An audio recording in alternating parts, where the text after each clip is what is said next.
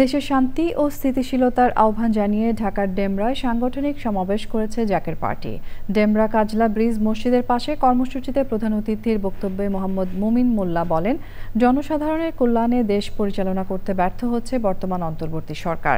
দেশের মানুষকে জাকের পার্টির সাথে ঐক্যবদ্ধ হওয়ার আহ্বান জানান তিনি।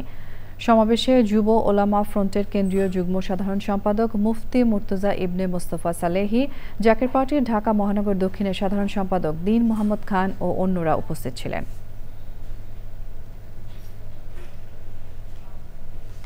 মেকানিজম দিয়ে, চুটকি দিয়ে, গোজামিল দিয়ে এদেশের মানুষকে দাবায় রাখবেন, সেটা আর হবে না।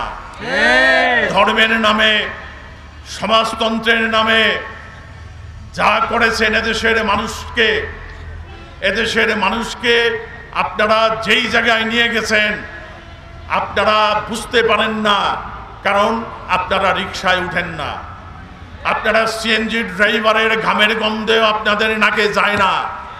যখন আপনাদের নাকে ঘামের গন্ধ যায় তখন অনেক দেরি হয়ে যায়।